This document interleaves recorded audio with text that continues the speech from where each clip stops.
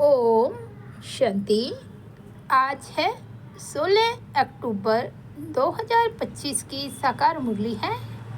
बाबा बोले, मीठे बच्चे एकांत में बैठ अब ऐसा अभ्यास करो जो अनुभव हो, मैं शरीर से भिन्न आत्मा हूँ। इसको ही जीते जी मरना कहा जाता है। आज का प्रश्न है, एकांत का अर्थ क्या है? एकांत में बैठ तुमको कौन सा अनुभव करना है? उत्तर है, एकांत का अर्थ है एक की याद में इस शरीर का अंत हो जाए। अर्थात एकांत में बैठ ऐसा अनुभव करो कि मैं आत्मा इस शरीर को छोड़ बाप के पास जाती हूँ।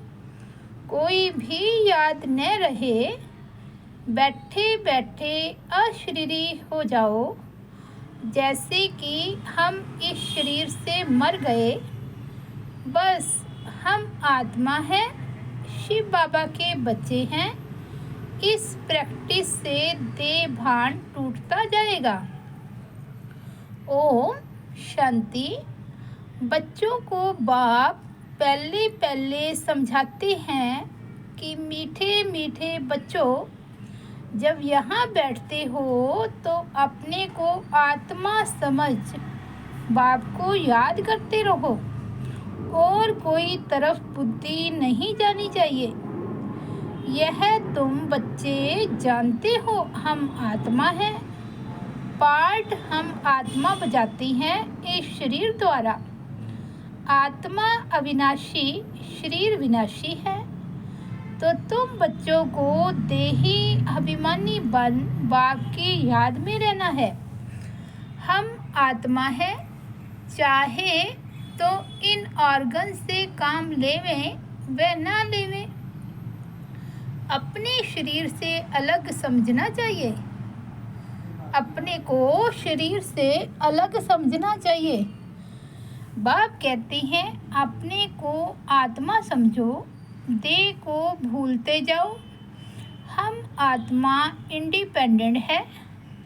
इसको सिवाय एक बाप के और कोई को याद नहीं करना है।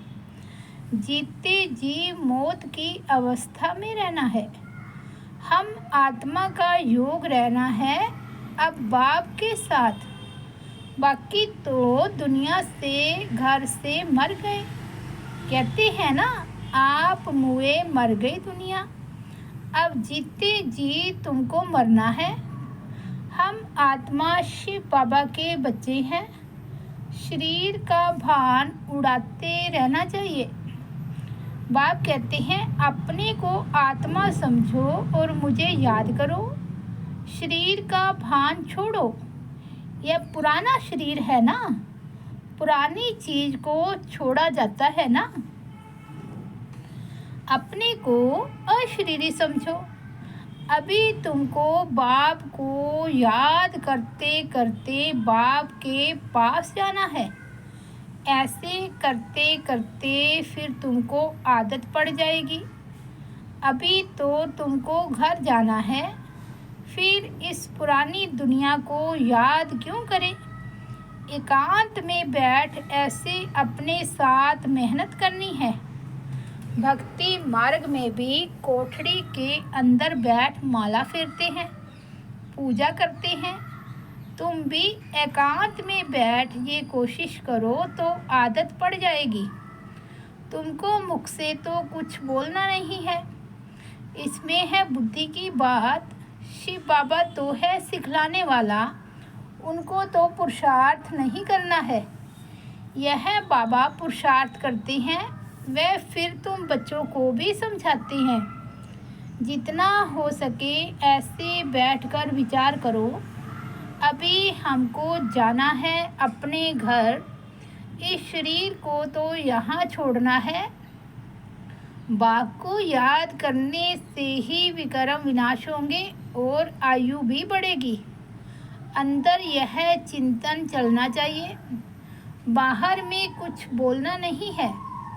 भक्ति मार्ग में भी ब्रह्म तत्व को या कोई शिव को भी याद करते हैं, परंतु वह याद कोई यथार्थ नहीं है। बाप का परिचय ही नहीं तो याद कैसे करें। तुमको अब बाप का परिचय मिला है। सवेरे सवेरे उठकर एकांत में ऐसे अपने साथ बातें करते रहो, विचार सागर मंथन करो, बाप को याद करो। बाबा, हम अभी आया कि आया आपकी गोद में, वह है रूहानी गोद। तो ऐसे ऐसे अपने साथ बातें करनी चाहिए। बाबा आया हुआ है। बाबा कल्प कल्प आकर हमको राजयोग सिखलाते हैं। बाप कहते हैं मुझे याद करो और चक्र को याद करो। सदर्शन चक्रधारी बनना है। बाप में ही सारा ज्ञान है ना चक्र का, वह फिर तुमको देते हैं। तुमको त्रिकालदर्शी बना रहे हैं। तीनों कालों अर्थात आदि मध्य अंत को तुम जानते हो। बाप भी है परम आत्मा, उनको शरीर तो है नहीं। अभी इस शरीर में बैठ तुमको समझाते हैं। यह वंडरफुल बात है। भागीरथ पर विराजमान होंगे तो जरूर दूसरी आत्मा है। बहुत जन्मों के अंत का जन्म इनका है। नंबर 1 पावन, वही फिर नंबर 1 पतित बनते हैं।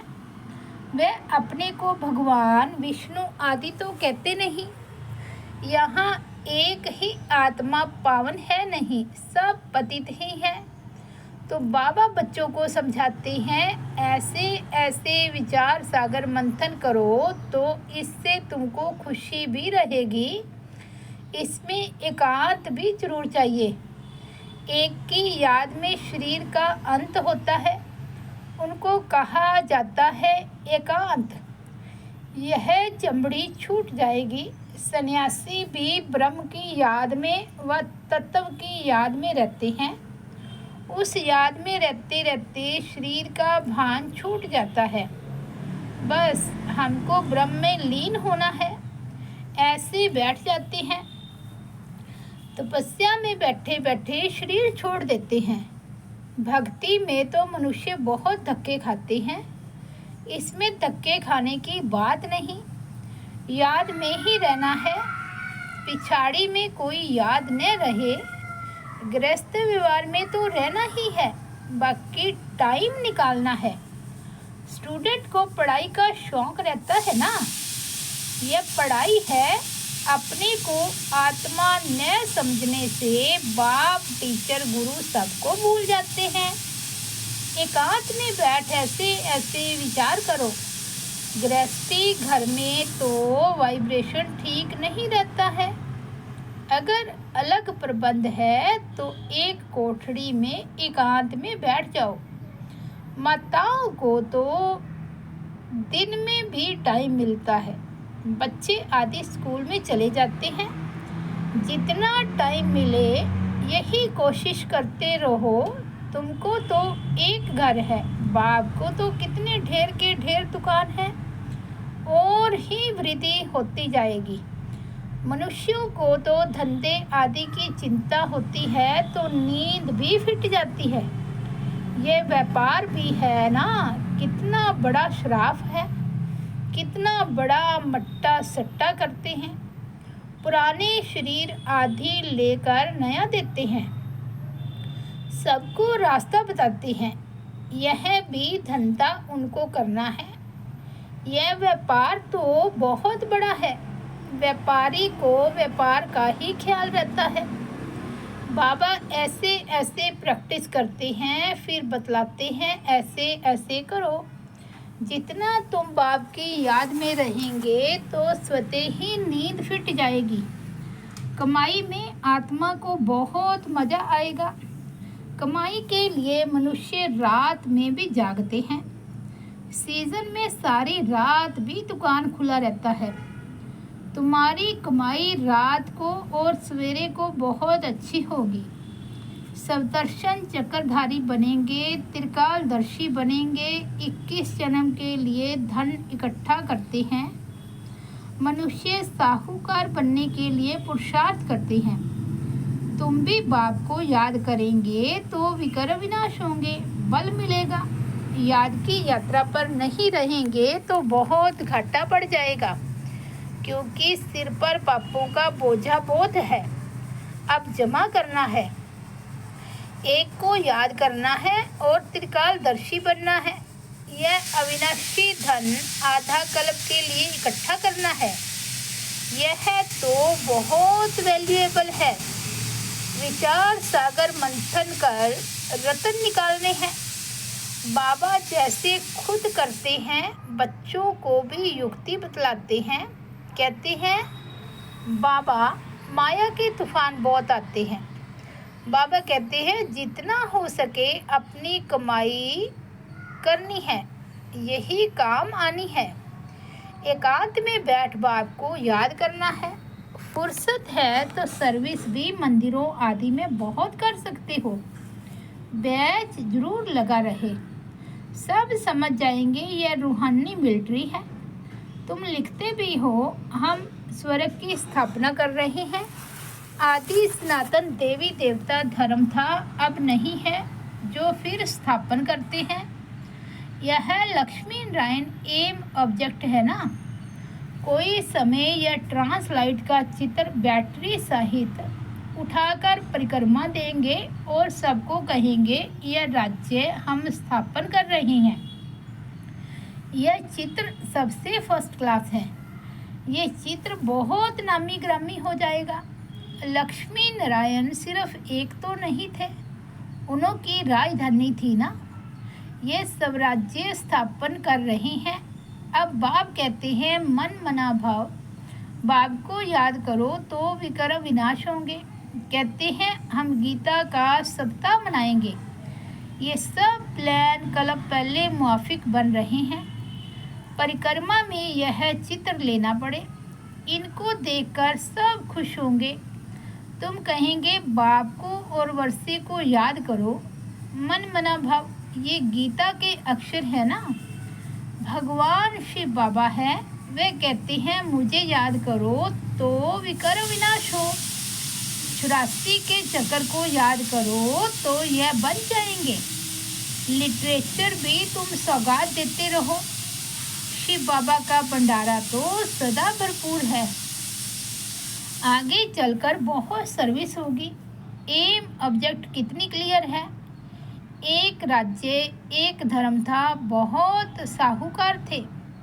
मनुष्य चाहते हैं एक राज्य एक धर्म हो। मनुष्य जो चाहते हैं सो अब आसार दिखाई पड़ते हैं। फिर समझेंगे यह तो ठीक कहते हैं।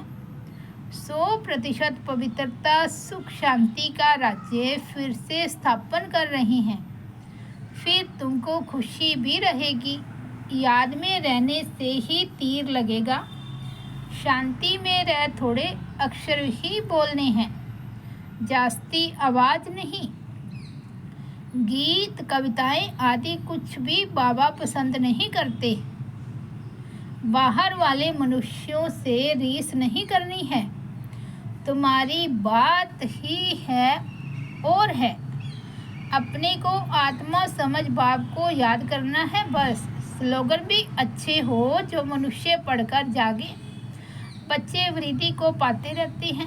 खजाना तो भरपूर रहता है। बच्चों का दिया हुआ फिर बच्चों के काम में ही आता है।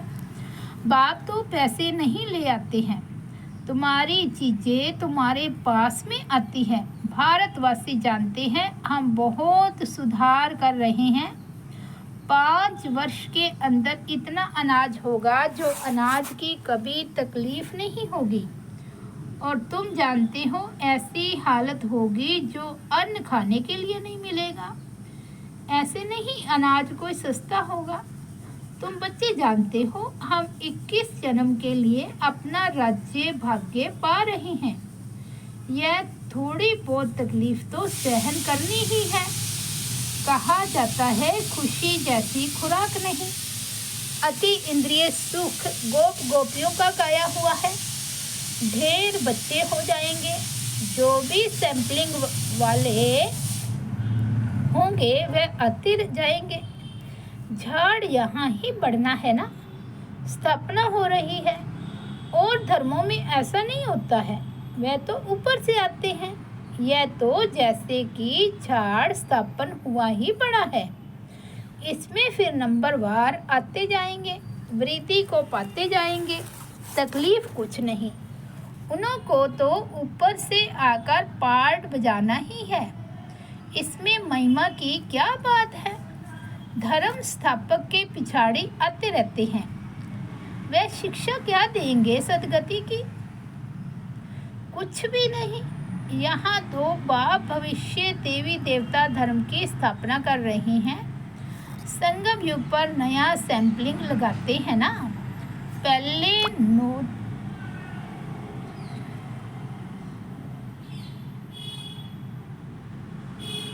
बाबा कहते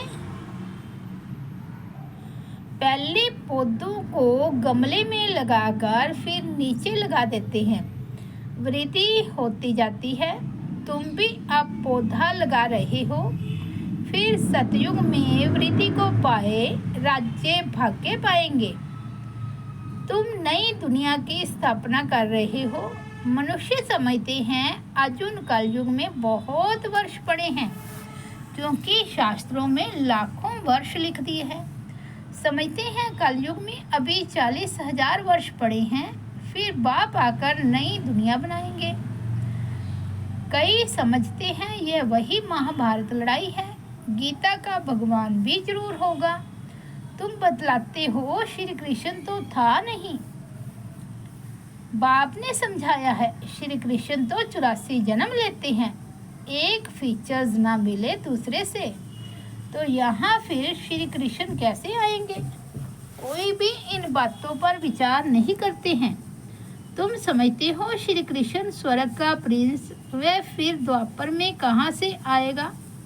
इस लक्ष्मी नारायण के चित्र को देखने से ही समझ में आ जाता है। शिव बाबा यह वर्षा दे रहे हैं। सतयुग की स्थापना करने वाला बाप ही है। ये गोला झाड़ आदि के चित्र कम थोड़े ही हैं। एक दिन तुम्हारे पास ये सब चित्र ट्रांसलाइट के बन जाएंगे। फिर सब कहेंगे हमको ऐसे चित्र ही चाहिए। इन चित्रों से फिर विहंग मार्ग की सर्विस हो जाएगी। तुम्हारे पास बच्चे इतने आएंगे जो फुर्सत नहीं रहेगी। ढेर आएंगे, बहुत खुशी होगी। दिन प्रतिदिन तुम्हारा फोर्स बढ़ता जाएगा। ड्रामा अनुसार जो फूल बनने वाले होंगे उनको टच होगा। तुम बच्चों को ऐसे नहीं कहना पड़ेगा कि बाबा इनकी बुद्धि को टच करो। टच कोई बाबा थोड़े ही करते हैं। समय पर आप पे ही टच होगा। बाप तो रास्ता बताएंगे ना। बहुत बच्चियां लिखती हैं हमारे पति की बुद्धि को टच करो। ऐसे सबकी बुद्धि को टच करेंगे फिर तो सब स्वर्ग में इकट्ठे हो जाए। पढ़ाई की ही मेहनत है। तुम खुदाई खिदमतगार हो ना। सच्ची सच्ची बात बाबा पहले से ही बता देते हैं क्या क्या करना है। ऐसे चित्र ले जाने पड़ेंगे, सीढ़ी का भी ले जाना पड़े। ड्रामा अनुसार स्थापना तो होनी ही है। बाबा सर्विस के लिए जो डायरेक्शन देते हैं उस पर ध्यान देना है। बाबा कहते हैं बैचेस किस्म किस्म के लाखों बनाओ। ट्रेन की टिकट लेकर 100 माइल तक सर्विस करके आओ। एक डिब्बे से दूसरे में फिर तीसरे में, बहुत सहज है। बच्चों को सर्विस का शौक रहना चाहिए। अच्छा, मीठे मीठे सिकिलदे बच्चों प्रति माता पिता बाप दादा का याद प्यार और गुड मॉर्निंग। रूहानी बाप की रूहानी बच्चों को नमस्ते। हम रूहानी बच्चों की रूहानी बाप दादा को याद प्यार गुड मॉर्निंग और नमस्ते। धारणा के लिए मुख्य सार फर्स्ट पॉइंट है विचार सागर मंथन कर अच्छे अच्छे रतन निकालने हैं, कमाई जमा करनी है, सच्चा सच्चा खुदाई खिदमतगार बन सेवा करनी है, पढ़ाई का बहुत शौक रखना है, जब भी समय मिले एकांत में चले जाना है, ऐसा अभ्यास हो जो जीते जी इस शरीर से मरे हुए हैं, इस स्टेज का अनुभव होता रहे, देह का भान भी भूल जाए। आज का सतगुरु बाबा का वरदान है, अपने मूल संस्कारों के परिवर्तन द्वारा विश्व परिवर्तन करने वाले उदाहरण स्वरूप भव। हर एक में जो अपना मूल संस्कार है, जिसको नेचर कहते हो, जो समय प्रति समय आगे बढ़ने में रुकावट डालता है, उस मूल संस्कार का परिवर्तन करने वाले उदाहरण स्वरूप बनो, तब संपूर्ण विश्व का परिवर्तन होगा। अब ऐसा परिवर्तन करो जो कोई यह वर्णन न करे कि इनका यह संस्कार तो शुरू से ही है।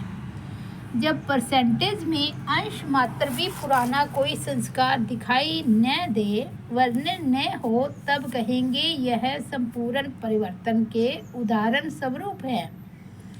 स्लोगन है, अब प्रयत्न का समय बीत गया, इसलिए दिल से प्रतिज्ञा कर जीवन का परिवर्तन करो। अब प्रयत्न का समय बीत गया, इसलिए दिल से प्रतिज्ञा कर जीवन का परिवर्तन करो। अव्यक्त इशारे स्वयं और सर्व के प्रति मनसा द्वारा योग की शक्तियों का प्रयोग करो।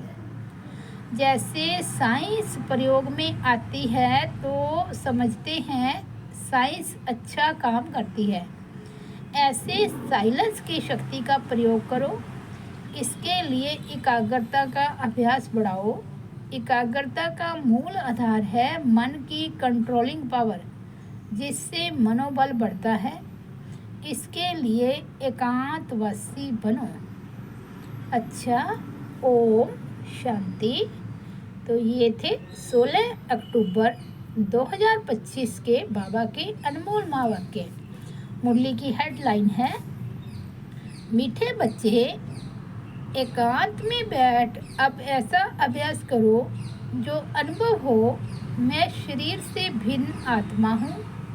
इसको ही जीते जी मरना कहा जाता है। ओम शांति।